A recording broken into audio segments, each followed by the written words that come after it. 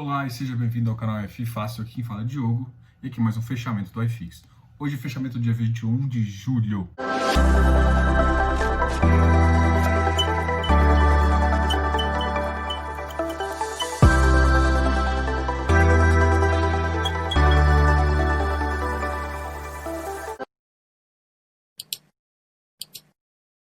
Então tá, a gente vai continuar aqui com as notícias.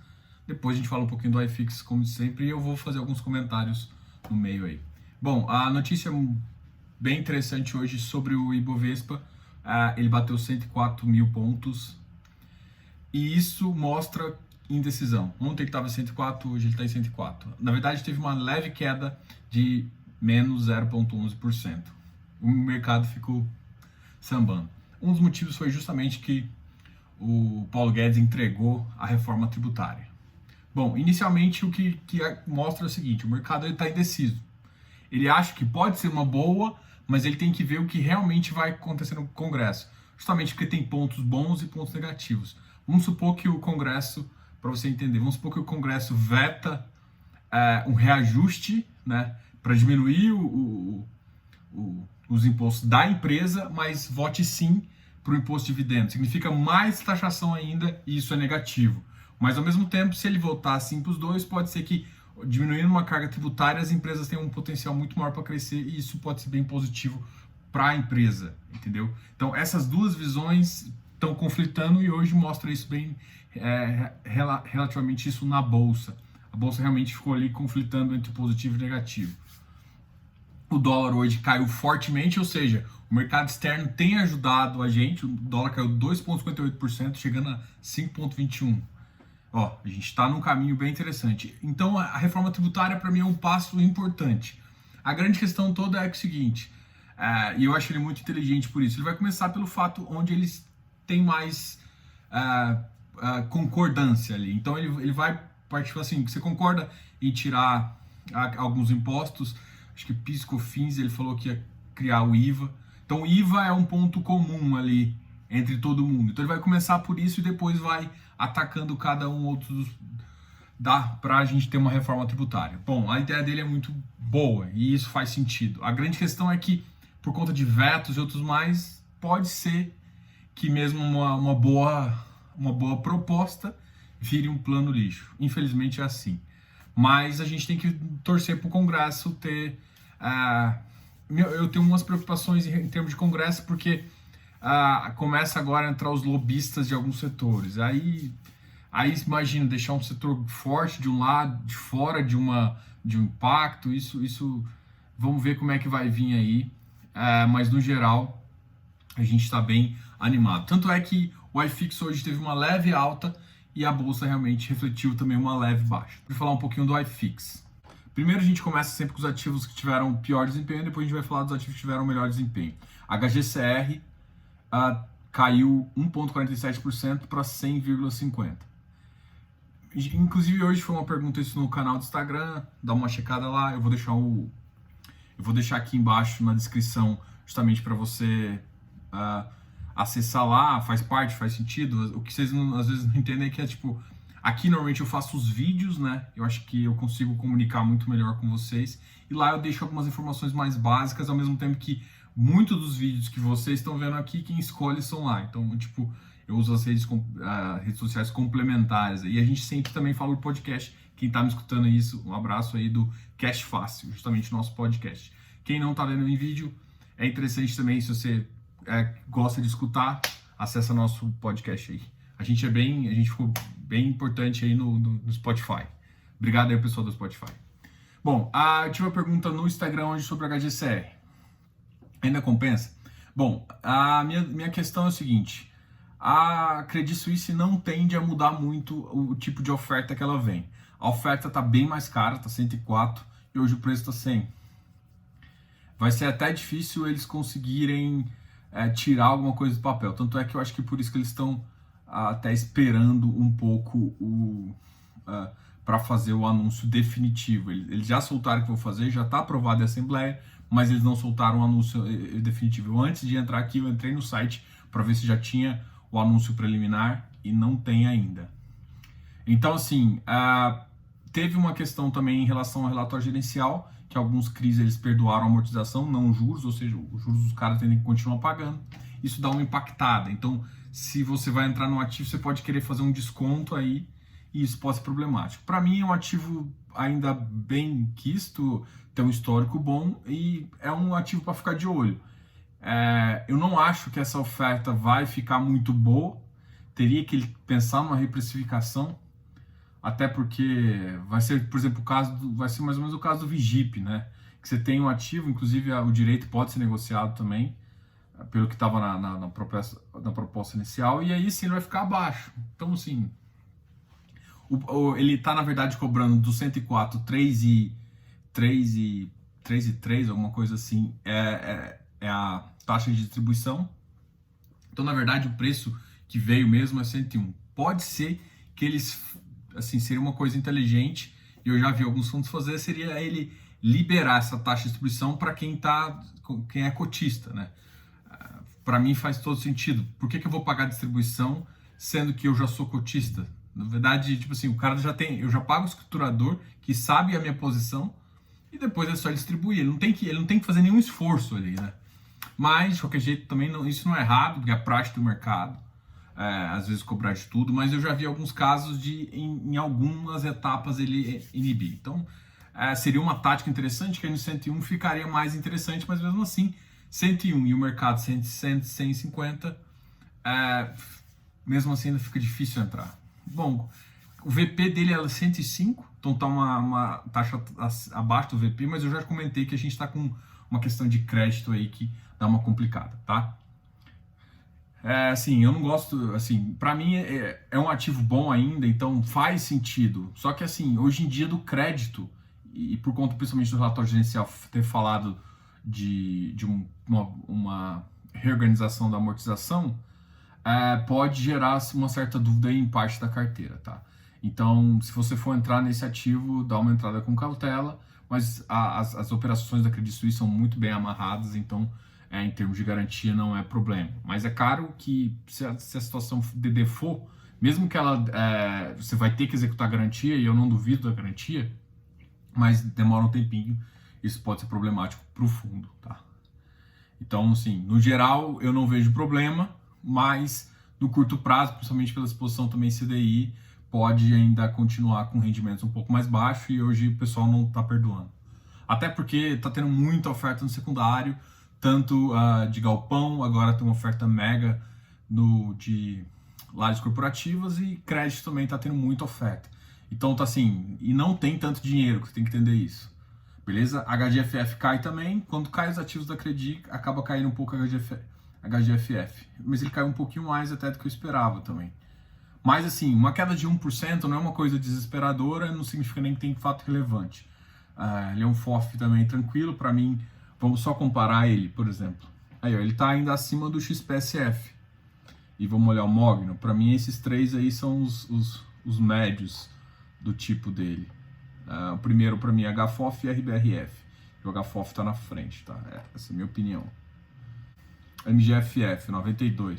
Então ainda, assim, não tá nada normal em termos de precificação. Talvez alguém tenha precificado ele assim acima, né? Bater 99 não faz sentido pela carteira e pelos alguns ativos dentro da carteira dele não tá legal. Então essa é a minha opinião sobre a HGFF. Então tá dentro aí também. XPIN 114, caiu bastante, mas ainda tá longe. Ó, na mínima bateu 112. Meu preço é abaixo de 110 dele, tá? É um preço de entrada que eu tenho, na verdade, é 108, se eu não me engano, eu falei com vocês. Até 108 eu começo a entrar bem. Eu penso numa entrada. XPCI é um ativo de crédito, tá bom? Alguém me perguntou sobre ele também hoje. Eu gosto da carteira. Para mim ele bagunçou um pouquinho. A XP fez uma bagunça que ela começou o fundo de um jeito, na segunda missão ela mudou e ainda não se encontrou. Para mim é um ativo que faz sentido, para mim ele é melhor que o MXRF, e o MXRF é mais queridinho. Não faz sentido, porque o MXRF tem sujeira lá. Esse aqui não tem sujeira, mas mesmo assim o rendimento ainda tá um pouco... tá ruim. O rendimento aqui tá ruim. Eles fizeram um ativo muito high grade ali, e para mim eles iam botar ativos mais middle risk para melhorar. Não, eles sujaram a carteira lá, e tá muito voltada pro high grade. E assim, quanto mais gente nova no mercado, mais ela espera rendimento. É difícil a gente tentar, assim, a gente trabalha justamente nessa educação financeira para você olhar ativo, olha como é que faz isso, como é que faz isso. Em falar em educação financeira, amanhã é o nosso fechamento ao vivo. E amanhã o fechamento ao vivo vai durar em torno de 1 hora e 20, e vai ser parte fechamento ao vivo, que é justamente isso aqui que a gente faz, e a gente vai ter uma aula, tá ok? E na aula eu vou falar de subscrição. Eu vou falar todas as etapas de subscrição e a gente vai montar uma planilha juntos e eu vou explicar alguns itens para você também, que é interessante você olhar durante uma subscrição, tá ok? E dependendo do tempo aí, tem mais uma surpresinha, mas eu te espero lá amanhã, tá ok? E aí sempre no final da aula eu sempre vou soltar uma informação só para quem tá lá, tá ok? E aí vai ser bem legal, vocês vão conseguir acompanhar. Beleza? Te aguardo lá amanhã. Amanhã é às 8 horas. XPIN, XPCI, VISC 102. Os shoppings estão reabrindo, mas não realmente não estão dando resultado. O XP Mall para mim, eu tô surpreso positivamente com ele, tá, gente? Assim, ele subiu um pouquinho, ele tava em 98. Olha só, gente. Cara, 98 ele já começa a ficar mais... ainda tem chão para cair. Mas mesmo assim, o resultado dele é positivo. Enquanto isso, o VISC é um ativo que ainda não se deu tão bem aqui. O VISC para mim é 100. Acho que 98. Do resultado que tá, 98 eu pagaria, tá? É engraçado, porque na verdade, para mim, na minha cabeça, acho que eu já comentei com vocês, eu gostava de 90 até 95, talvez antes um pouquinho. Mas com o resultado me animou. Animou o resultado. Eu começo a mudar a precificação dele, tá? Porque eu acho que ele vai conseguir entregar uma coisa mais interessante. Bom, essa é a minha opinião, tá? Eu ainda não defini, eu não recalculei a TIR dele para realmente ver qual que é o ponto de entrada, mas na minha cabeça aqui mudou o padrão dele. E aí eu tô vendo o VISC aqui, o VISC tá beirando o 100. Então, para mim também é uma coisa que quando ele baixar o 100 aqui, faz uma entrada, só que o VISC o resultado ainda não vi chegando, tá? Um detalhe, eu fiz uma conversa com a 20, dá uma olhada na live lá, você vai gostar. A gente falou do VISC, do Vino e também falamos do VIF, tá? Ativos que tiveram melhor desempenho, a gente vai começar falando... Olha, o iFix hoje, eu gosto de falar dos ativos que subiram mais. O iFix subiu 0,28, chegando a 2.732 pontos.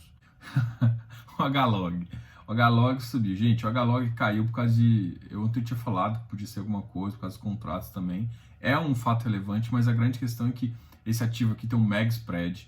Ele foi negociado só 18 vezes. Esse é um problema de ser qualificado, tá? Então ele dá esses sobressaltos, né? Um ativo que estava assim também, que agora já está um pouco mais... com spread menor, era do Vigip. O Vigip também tinha um spread monstruoso. Eu falei, se você me acompanha desde o começo, qualquer coisa dá uma olhada nos vídeos lá que eu fiz no começo. Cara, o Vigip também tinha um spread monstro, então era difícil entrar, você tinha que entrar, deixar esperar um tempão, quando o mercado caía que você conseguia. Então hoje o mercado positivo subiu. Um outro ativo que está assim, que eu também gosto dele, é o RBRL, né? Então ele é um ativo que a máxima dá 119, ou seja, tem uma oferta de venda a 119 e tem uma oferta de compra a 116. Para mim a entrada dele é 115, 116, tá? Mais que isso eu não vejo motivo. Só que também é um ativo que tem 8 negociações, então é um ativo bom. Hoje negociou 948 mil só. O HLOG negociou 52 mil. Então são ativos que têm baixa negociação. Então, em termos de preço, ele não dá uma esticada. Por exemplo, se fosse o HLOG fosse um ativo normal, ele estaria com certeza 125. Assim. Tem ativo pior que ele que está mais num preço mais esticado. Então, assim, faz parte, só que para comprar quando você é qualificado, você tem que ter paciência, tá? Inclusive, uma pergunta, qual que é a diferença? Para mim, a diferença é liquidez e tal. Então, eu gosto porque, assim, se você entende o preço, você consegue entrar bem num ativo, porque ele não dá aquela esticada, porque não tem liquidez para o pessoal puxar. XP Properties, 89, 384, putz, gente, olha, alguém falou para mim que ia entrar nesse ativo aqui. Aquela situação da WeWork, né? E qual que é a questão assim? A WeWork pagando a outra metade, agora esse ativo está líquido, só que ele tem não vou dizer passivo, porque realmente não é uma obrigação, mas ele tem um problema que na receita, a receita não vai estar tão alta. Mas mesmo assim é um ativo que vale a pena olhar aí, porque o VP está um pouco mais lá em cima. Mas assim, ontem estava interessante, né? 86 é uma entrada legal. 89 já começa a você não pagar o risco justamente da desalocação da WeWork. XPMOL 195, a gente já comentou sobre isso. Para mim, já está começando a refletir um pouquinho do resultado, que foi bom. Eu ainda quero ver o próximo, deve lançar agora no final do mês, dia 30. Faz sentido olhar. BRCR 228. E BRCR agora vai começar a concorrer com os outros ativos aí bem interessantes, tá? MOL 87 e 30. RBR Properties 83, também uma alta. Então são ativos que começaram a subir um pouquinho. E o KNRI, gente, não ficou no preço que eu queria. Mas olha, ele tá lambendo 156. Na verdade, 3 recados. O primeiro é que saiu um fato relevante sobre o HSML, dizendo que voltou 100% do portfólio está reaberto. Boa notícia, mas ainda tem aquelas restrições de Covid. Então, assim, lembre-se que isso é boa notícia, é positivo. Ele tem uma diferença operacional, a gente até discutiu isso também com a 20, em termos de shopping. Não é a mesma coisa que você tem que pensar igual hotel, eu tinha imaginado alguma coisa semelhante, mas não está sendo assim. O operacional, mesmo reabrindo com restrição, ainda é positivo para shoppings, né? Então, eu vejo isso como uma coisa positiva. Essas restrições ainda impactam na geração de caixa, mas é um impacto que é melhor do que estar fechado. E isso que importa. Se é melhor estar aberto 100%, bom. O impacto na receita a gente vai conseguir começar a comparar daqui a 1-2 meses, porque tem esse delay do relatório, mas já é um impacto bem interessante. Uma outra coisa que eu quero que vocês participem no dia 23 é o webcast da Rio Bravo. Estou um comunicado dizendo justamente sobre o andamento do RBVA. E por que eu quero que todo mundo fique de olho? Porque isso tem que ser uma coisa assim, isso é de mercado, gente. Todo mundo que está no mercado tem que preocupar. Porque eu duvido que você não tem na sua carteira um contrato atípico. E quando alguém põe em dúvida um contrato atípico, ele está pondo em dúvida um monte de coisa nesse mercado. Assim, está pondo em dúvida a sustentabilidade desse mercado, né? Porque fica insustentável você comprar um ativo sale leaseback ou BTS se não tiver esse tipo de contrato. Tá, ok? Então, essa é a minha opinião. Então, vale a pena saber. Assim, eu tenho que elogiar a Rio Bravo, porque ela conseguiu bater essas liminares, né? Então, conseguiu bater as liminares em, acho que 90%. Acho que tem 2 ou 3 ativos que ela não conseguiu. Isso é bom, porque com a liminar tem um impacto, tem um pagamento em juízo. Eu já falei para você que isso é uma bosta, uma canseira imensa essa canseira. Então, gente, analisem, vão lá. Eu sempre comentei sobre a Rio Bravo, mas eu vou estar lá, sou o primeiro da fila do webcast, eu vou estar comunicando isso, postando aqui para vocês, justamente para vocês verem.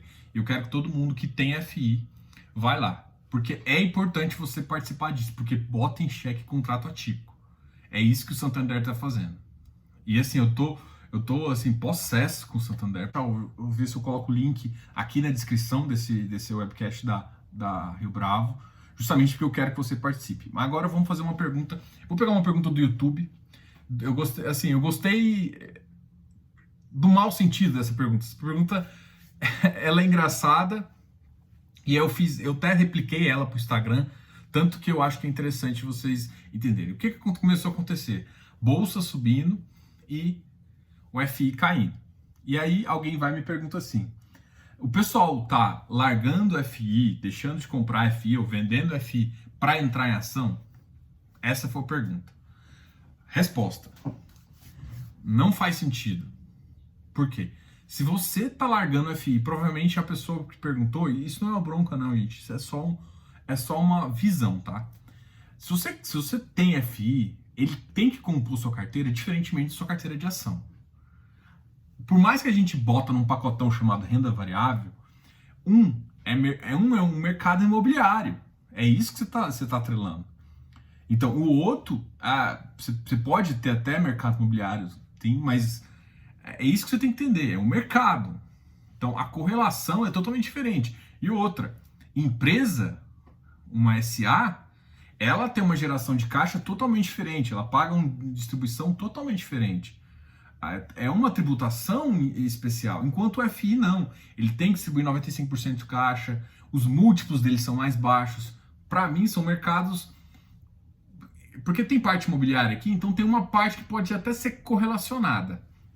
Mas são ativos diferentes, com visões diferentes.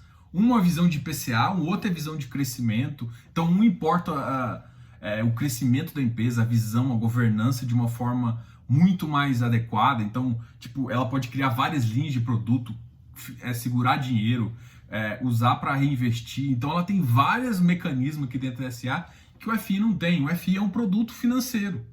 Um produto financeiro para o mercado imobiliário. Pronto. É uma forma financeira, uma forma mais rápida de reunir recursos de várias pessoas para fazer. Então são ideias completamente distintas. Então não faz sentido você vender uma posição para fazer isso. Se quiser aumentar, porque assim, às vezes a pessoa começou em 2019 e viu aquele crescimento às vezes de 40%, 50%. Cara, aquilo lá é anormal, aquilo lá é errado.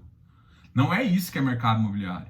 Mercado imobiliário é um crescimento mais factível, mais você consegue mensurar esse valor, tá ok? Então isso é muito importante você entender. Então, só para resumir aqui, gente, não faz sentido. Então, para mim o mercado imobiliário está caindo porque tem um monte de oferta e muita gente está ficando líquido para entrar em próprio FI. Então, não faz sentido, né? Eu não venderia FI para comprar ação. Eu tenho meu dinheiro de ação e eu tenho meu dinheiro de FI. Quando eu vou liquidar uma posição em FI, ou é para reinvestir em FI, o que acontece, ou é para, sei lá, para sacar para alguma necessidade. Normalmente nunca aconteceu isso, mas eu sempre reinvisto aqui. Eu vejo que está uma posição a mais aqui, eu tiro, eu quero entrar mais pesado num ativo e o outro já está não fazendo tanto sentido para mim, aí eu faço essa mudança. Mas nesse sentido. Agora, eu não misturo minha grana de FI com isso. Assim, quem entende de mercado imobiliário normalmente faz isso. Agora, ação e só que assim, o mercado imobiliário de FI, ele é mais próximo da realidade da economia. O mercado acionário, ele pode ficar com múltiplos maiores, então ele pode ter uma expectativa, é isso que você tem que entender, a expectativa no mercado acionário, às vezes é mais importante do que o próprio resultado.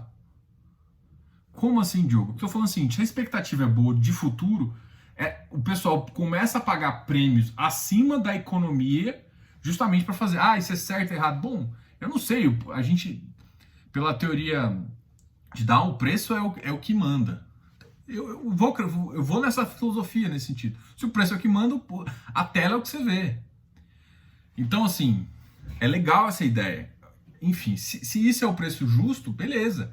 Então a expectativa faz parte do preço, você tem que contabilizar lá. No FI não faz tanto sentido. Então, assim, a expectativa no mercado de ação é muito realidade. Então, o crescimento é maior, tudo é maior. Então o pessoal está antecipando uma melhora na economia. Enquanto o FI não, o FI é muito caixa. E o que aconteceu foi justamente o seguinte, o pessoal começou às vezes a comprar, e aí nego falou assim, gente, olha só, o resultado não tá assim não. Começou a vender. E aí começou a surgir novas ofertas, então teve dois movimentos que, vamos dizer assim, atrapalharam esse mercado, foi os resultados ruins de vários FIs, mas um número de ofertas que cresceu muito. Em contrapartida, o mercado de ações foram outro. Teve várias notícias, o mercado exterior tá melhorando, isso dá uma impulsão, e mesmo que a economia em si não tá boa, mas a expectativa econômica futura melhorou muito, principalmente com conta de vacina e outras coisas. Então, uma resposta econômica que poderia demorar mais, começou a ficar antecipada. E mesmo que a gente não tá lá, a expectativa tá lá. Essa é uma ideia, essa é uma resposta mais complexa. Eu vou tentar dar uma resposta mais resumida no Instagram também, mas essa aqui é a minha opinião, tá? Então eu preferi responder esse vídeo, eu vou até linkar, assim que eu terminar esse vídeo aqui, eu vou linkar para responder a pessoa lá. E assim, eu quero agradecer a pergunta, tá? Não acho que é uma pergunta interessante do ponto de vista porque um tá caindo, o outro tava subindo. Mas assim, em termos de consultoria, quem gosta de alocar dinheiro, não faz sentido para mim, porque para mim são dois mercados. Então, dinheiro para mim de FI é de FI, de ação é de ação. Então, se você mistura isso, porque para mim a expectativa de retorno são totalmente. Eu vou entrar no FI com uma TIR X. Como é ação, eu vou entrar com outra visão. Às vezes com uma TIR muito maior no longo prazo. Às vezes, putz, é totalmente diferente a minha visão de entrada em cada um dos ativos, tá? Então, eu acho que o mercado em geral pensa como eu, assim, quem faz alocação de recurso realmente, né? Quem não compra por modismo. Bom, quero agradecer vocês. Se inscreva aqui no canal, dá um like nesse vídeo e comente, gente. Você vai ver que, tipo, eu gosto dessas perguntas que faz a gente pensar um pouquinho, às vezes explicar um pouco de conceito de empresa, conceito de SA, conceito de mercado imobiliário. Isso te ajuda sempre. Grande abraço, Diogo, canal F Fácil.